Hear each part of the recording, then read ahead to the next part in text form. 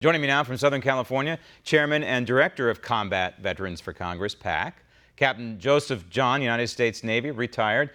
Captain John, I want to ask you, not the obvious, you're looking for combat veterans, former combat veterans who run for office, but how do you quantify them? How do you vet them? What are you looking for? We're looking for people who want to protect and defend the U.S. Constitution, people who have demonstrated their willingness to defend the country on the field of battle. We have a mission statement. We provide them with a mission statement that anyone can see on our website. Ask them if they agree with our mission statement. If they support our mission statement, it's apple pie and ice cream. There's nothing negative in our mission statement. For example, cutting taxes, securing the southern border, very pro Second Amendment, and you've got a bunch of candidates out there, so I've picked off a couple, three. House races in a couple are in a very blue state, in the state you're in, California, and another in a very red state in Texas. The first one, California 25, this is Lieutenant Commander Michael Garcia. California 10, Colonel Robert Elliott, and then Texas 32, Floyd McClendon. Let's start with California 25. Garcia, he would be facing Katie Hill, who, if you look on conservative review at her Liberty score, it's a straight F, 0. She doesn't even register. Well, Mike's a real hero. He was one of the first pilots in the Super Hornet to qualify in the Super Hornet, and he saw combat overseas and came back and worked in the military industry and did a great job in his district. And now he's trying to recoup one of the 9 formerly safe seats in the state of California. And I think he's got a great shot at it. He's got all the mayors in the area supporting him. He's a great candidate. California 10, you got the good candidate going there. Colonel Robert Elliott is facing somebody who's another 0 in the Liberty score, 0 especially on the Second Amendment. But let's go to the Texas 32. This is outside of Dallas. McClendon will be facing a gentleman by the name of Colin Allred, who also has a Liberty Review score of F and a 0 in terms of supporting the United States military. Well, he's a super chief, and he's a Navy SEAL, and he's a black American, and he's seen quite a bit of combat. We're very impressed with him. 2 Senate seats you're going after. One is in Virginia, the other is in New Hampshire.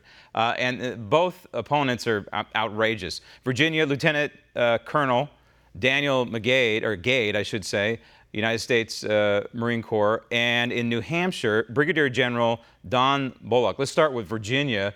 Gade versus Mark Warner. Senator Mark Warner, the phony. You send a real military hero against a Mark Warner, who, by the way, has a Liberty score of 2%, a straight F rating. This guy could be taken down. Dan Gade's a West Point graduate. He's not Marine Corps. He's a West Point graduate. He's lost both his legs. He's a wounded warrior, and he taught at West Point after he lost his legs. He got a PhD. He's a real champ, and I think he's going to give Warner one hell of a race. New Hampshire, tell me about Brigadier General, because he's facing another very defeatable opponent. Gene Shaheen also has a 2% rating on conservative review, Liberty score, and a straight F. General Bonnick was on horseback after 9/11 in Afghanistan. You've probably read about these guys. They're really courageous. They were on horseback and they were calling in airstrikes.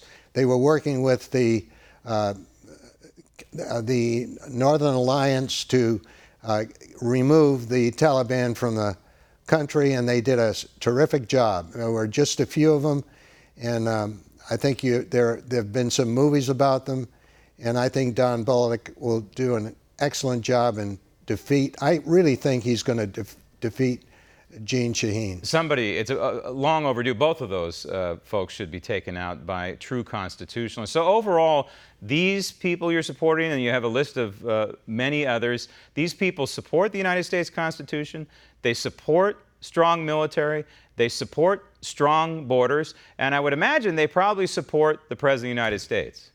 Well, they all support the President, and they support a strong defense for our nation, and they're against the socialist programs that are being promoted by the Democratic Party. And if people want to help out and more information about your PAC, Captain John, where do they go? They can go to combatveteransforcongress.org, combatveteransforcongress.org, www.combatveterans.org. I'd like to just say one last thing. Yes. We have an initiative now to take back all 9 formerly safe seats in the state of California.